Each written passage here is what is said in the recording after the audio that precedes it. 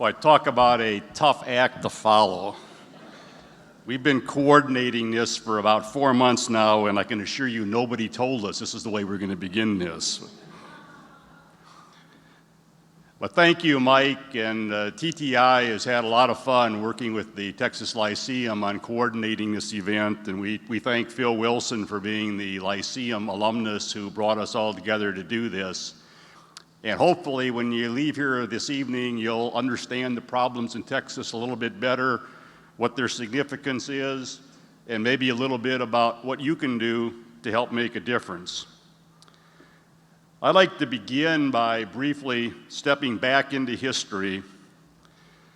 Had this group met a little over 100 years ago, say 1911, Sam Rayburn would have been Speaker of the Texas House, and the discussion would have been, how do we build roads for those newfangled cars, and how do we get the farmer out of the mud?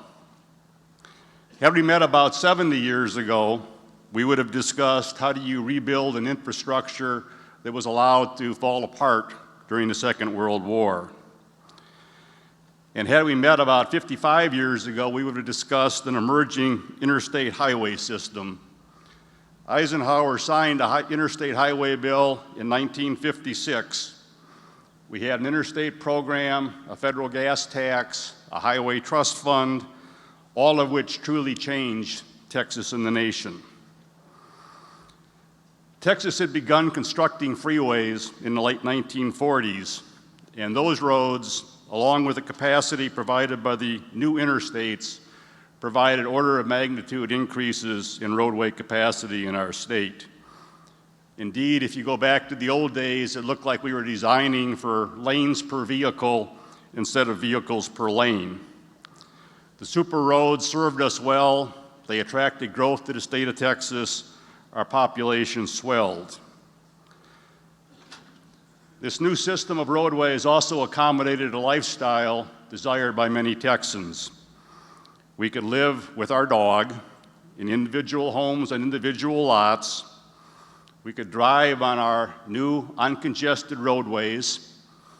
We could park right next to where we wanted to be, and we could buy cheap gas. Life was good. And the interstate program is one of the better examples of the often cited relationship between transportation investment and the economy. Without the interstate system, Texas would have 1.6 million fewer non-farm jobs and support a population of 4.2 million fewer people. If anything, these roads may have served us too well.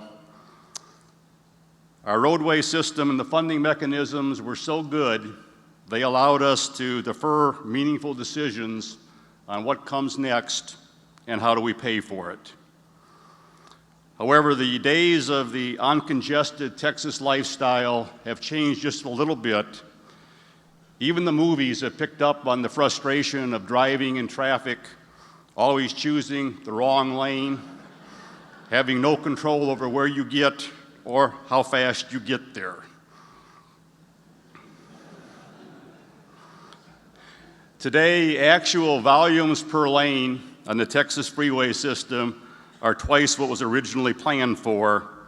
And if you look back in time, a typical volume on a Texas freeway is 70 times greater than it was in 1936, 40 to 50 times greater than what it was in 1960.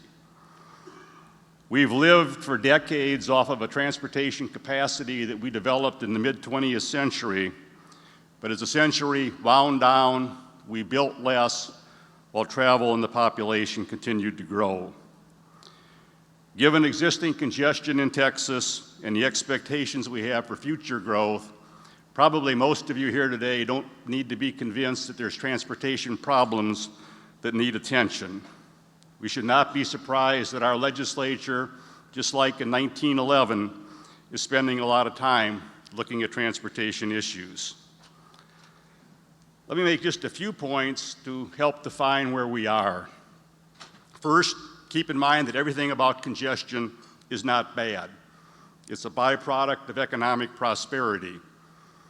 Some cities have solved their congestion problems, by tanking their economies, which is an approach that we're probably not going to take in Texas, so we need to deal with that growth. Second, the Texas population will grow, and the characteristics of that population will change. This could be a presentation all by itself, but suffice it to say that the population growth and the changing characteristics of that population all have profound impacts on transportation. Third, and not surprisingly, congestion in Texas is bad. It's growing rapidly and will continue to increase. In large Texas cities, congestion is growing at a rate greater than 8% per year. In 2011, the cost of congestion, wasted time, wasted fuel, exceeded $9 billion in Texas. A typical auto commuter in Dallas, Fort Worth, Austin, or Houston spends over 40 hours a year stuck in traffic, time not spent doing fun stuff. As some of you know, TTI released our annual urban mobility report a few weeks ago. The amazing amount of attention that it receives reflects the high level of national interest on this topic. Given the importance of our federal partnership and our congestion problems, the late night guys did a pretty good job of summarizing some of the congestion impacts. According to a new traffic study, it takes longer to get to work in Washington, D.C. than any other city in the country. Because on the other hand, they don't do any work once they get there, so it's pretty much a wash. It doesn't matter. So with this as background, where are we and where might we be headed? Much of the discussion in the current legislative session is focusing on how to fund infrastructure at the Texas Department of Transportation. The state gas tax, our primary revenue source, not indexed to inflation, not increased in over 20 years. The 20-cent gas tax we passed in 1991 now buys 9.2 cents worth of construction. Increasing fuel efficiencies, alternatively powered vehicles compound the problems associated with the gas tax. So what does this mean to a Texan's pocketbook? The average Texan pays $10 a month in state gas tax to access an 80,000-mile state highway system. Compare that to your monthly iPhone bill. I pay more than 4 times that much for the privilege of parking on the Texas A&M campus, although pretty much my entire trip to that parking space is on state roadways. In 2008, the chair of the Texas Transportation Commission appointed a blue ribbon committee to look at transportation needs and funding in Texas. The so-called 2030 Committee made a number of key findings. This slide summarizes one of those. Simplistically, what it says is if all you want to do is maintain congestion at about the levels it is today and keep the infrastructure in about the condition that it is today with existing revenue sources, you have 1/3 the money you need to do that. Drayton McLean, whose interests are largely logistics and trucking, was a member of this committee, and at the time he was also the owner of the Houston Astros. And he had his own unique way of describing the funding situation. Chairman DeLisi and the commissioners, I congratulate you for having the vision to do this. This is something I don't think the total view reaching out this far has possibly been done in the past, or we wouldn't be so scared when we saw what all these numbers amounted to. You look at these numbers, and the only time I've ever seen numbers like this is when we're trying to sign a baseball pitcher. Chairman of the Senate Transportation Committee, Robert Nichols, will tell you more eloquently than I, but let me steal one of his points. This graph shows conceptually the funding required for maintenance and reconstruction of the roadway system. Over time, as we add more miles and those miles get older, the curve slopes up. As long as your funding source is above the maintenance reconstruction, there's funds for new capacity. So the question becomes, do these curves cross, and if so, when? The data indicate they crossed, and the surprising part of it is they crossed a decade ago. We've been able to keep building infrastructure for two reasons. Number one, we put a lot more effort into toll roads, but we've also poured a lot of one-time funding into the system, most of it associated with bonding. Over the past dozen or so years, we put $25 billion in one-time cash infusions into our system. As many members of the legislature are now telling us we've maxed out that credit card, we have debt to pay off, and all of this one-time funding did not bring with it money to maintain and operate those roadways. And the infrastructure that we do build is increasingly expensive. $1+ billion highway projects, expensive transit, a part of the mix that we have. So it's appropriate that the legislature is devoting a lot of time, and will continue to do so, as we need significant, predictable, inflation-protected revenue source for infrastructure. A panel after lunch will touch on that. The governor will speak at lunch. But while building more infrastructure is a key part of what we need to do, it alone is no longer the answer. And that's a conclusion that implies that significant change is going to have to occur.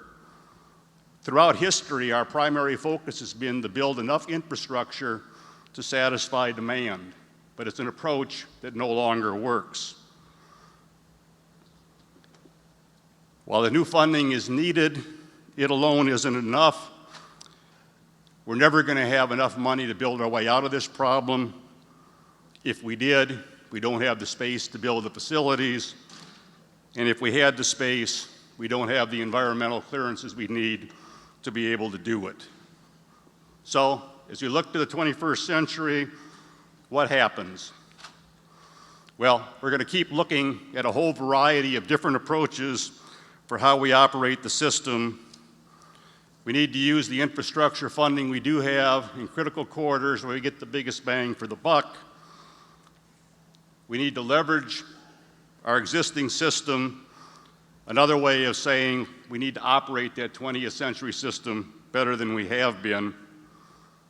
And we're going to need to change patterns. In other words, we need to manage what the demand is going to be.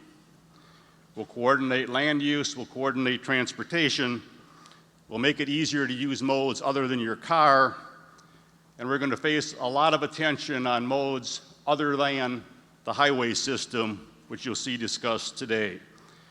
There's going to be particularly a lot of attention on freight transportation and intermodal connections. No single silver bullet, a lot of things we've got to do. We got to do them differently, we got to do them better. Let me get philosophical for just a second. In the domain of transportation, as in all aspects of human endeavor, the only constant is change. However, it is natural and it's human for you to view the current system as being the pinnacle of technological advancement if it's serving you well. Let me again step back in time to illustrate this point. You're walking along the coast of North Carolina on a cloudy, windy day. It's December 17th, 1903. As you walk over the dunes at Kill Devil Hills, just south of Kitty Hawk, you come upon this amazing contraption. It has two wings, an engine designed with bicycle technology, and there's this crazy idiot sitting on one of the wings and holding on. And as you stand there, this heavier-than-air machine goes airborne for all of 12 seconds. It flies 120 feet, less than the wingspan of a 707. As you stand there, what's your reaction? What a damn idiot. That nut's going to kill himself. To you, that current system is working well, and it doesn't begin to occur to you that 100 years later, we're going to be flying New York to Paris in 6 hours and have a global economy. That clumsy flight really changed the world. And I suggest that that's where technology is taking us in the future and where these devices are going to take it. If we were here 10 years ago, you'd have a cell phone that just made telephone calls, or maybe a new hot BlackBerry. But think how technology has changed what you do in the last 10 years. like 500,000 Houstonians do, you might go online to get travel time information, or you might just call up the appropriate app. The trucking company will use that data to deliver more efficiently to your door. Extensive deployment of technology allows motorists in the I-35 corridor along construction zone to know exactly what's going on. Your car may have adaptive cruise control, collision avoidance systems, you may have OnStar, or you may have seen the Google car, no driver required. Right now, large-scale tests are underway of vehicles talking to vehicles. Tests are being set up of vehicles talking to the infrastructure, and the safety and capacity potential associated with those is pretty much unbelievable. Hundreds of small startups are developing technologies that can result in more convenient and efficient travel time, fully operable toll facilities, or just a way to find your parked car. This is where we are in 2013, kind of where the White brothers were in 1903. Just think of where we'll be when iPhone 64 hits the market. The futurists tell us we will travel to get together, but not for basic business. We clearly will not do all the travel we do today, at least not the way we do it. In the final analysis, we face challenges, some of the result of the tremendous economic success in the state, some of the results of a method of financing that no longer represents our roadway use, some of the results of a changing population. Some of the solutions are expensive, but have a high return on investment. And again, if we look back, technology had its biggest impacts on transportation in the first 30 years of the 20th century. Air travel developed, the internal combustion engine took over, and I'll speculate that the impacts technology has on transportation in the next 30 years will be far more profound than what happened at the beginning of the 20th century. Automobiles, iPhones, planes, whatever, we've not been very good at thinking about what comes next. We continue to plan for the future, assuming it will look like the past, and it rarely does. And as we speculate on the future, let me close with one final story, again stepping back in time. In 1898, delegates from across the globe gathered in New York City for the world's first International Urban Planning Conference. Only one topic dominated the conversation. It wasn't housing, it wasn't crime. The delegates were driven to desperation by horse manure. By the late 1800s, the problem of horse pollution had reached unprecedented heights.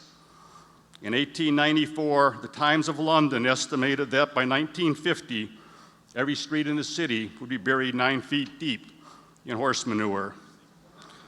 One New York prognosticator of the 1890s concluded that by 1930, horse droppings would rise to the 3rd story of Manhattan buildings. A public health and sanitation crisis of unbelievable dimensions existed, and horses were essential to how the 19th century city operated. Stumped by this crisis, the Urban Planning Conference declared its work fruitless and broke up in 3 days instead of the scheduled 10. Well, part of that technology, the internal combustion engine, solved that problem. It created a few others, and technology and how we apply it to all of the different tools we're going to use is the key to how we address that component of travel in the future that infrastructure alone is not going to handle. I would submit that no state, city, or region has exactly figured out yet how you pull all these pieces together to make it happen. But given our transportation problems, the opportunities that we have, the congestion, Texas needs to be one of the first states that figures out how we make all of this work. I appreciate your attention and hope you enjoy the remainder of the conference.